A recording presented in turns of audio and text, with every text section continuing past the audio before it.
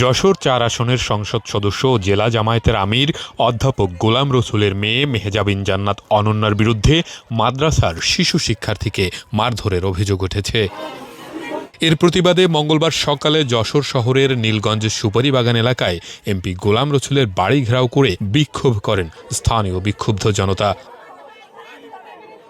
স্থানীয়দের অভিযোগ, গতকাল সোমবার এমপি গোলাম রসুলের বাড়ির বিপরীত পাশে অবস্থিত আল মাদ্রাসাতুল শারিয়ার শিশুদের মারধর করেন এমপির মেয়ে। সকালে ফের শিশু ও অভিভাবকদের উপর চড়াও হন তিনি।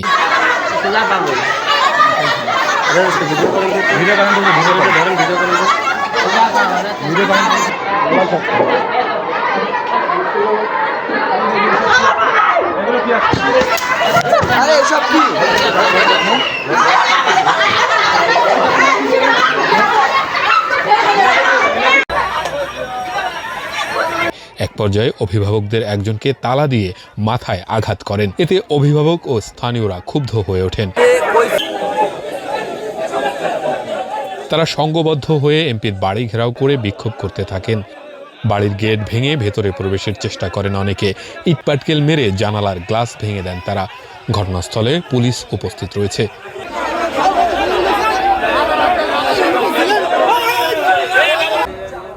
তো এমপি, ওনার বাবা হচ্ছে জামাতের এমপি গোলাম রসুল নাম করা। এখন বাবার ক্ষমতার অপব্যবহার করে উনি যা তা বলতে পারে। উনি হুজুরদের গায়ে হাত তুলবে, গালিগালাজ করবে, উনি গার্জিয়ানদের গায়ে হাত তুলবে, বাচ্চাদেরকে ভয় দেখাবে, মারবে। যখন আমরা কিছু বলতে যাই ওনার নাকি মানসিক সমস্যা, উনি নাকি পাগল। কিন্তু আসলে এগুলার কিচ্ছু না। বাবার ক্ষমতারে অপব্যবহার করে ওনারা যা তা করে বেড়াচ্ছে। সকালবেলা তো তাই করলো, হুজুরদের এসে গায়ে হাত তুললো, আমাদের গার্জিয়ানদের মেরে মাথা ফাটালো। আমরা এটার বিচার চাই। এ বিষয়ে কোতোয়ালি থানার ভারপ্রাপ্ত কর্মকর্তা মাসুম খান বলেন, এমপির পরিবারের সঙ্গে মাদ্রাসার শিক্ষার্থীদের একটি অনাকাঙ্ক্ষিত ঘটনা ঘটেছে। আমরা দুপক্ষের সঙ্গে কথা বলে সমাধানের চেষ্টা করছি।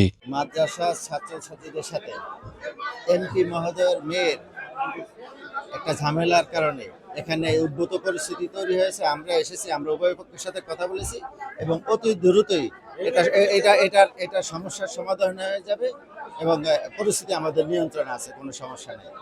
ঘটনাটা গতকালকের ঘটনা, সেইটারই রেস ধরে আজকের ঘটনাটা, এবং আমরা উভয় পক্ষের সাথে আলাপ আলোচনা করছি, অতি দ্রুত এটা সমাধান হয়ে যাবে।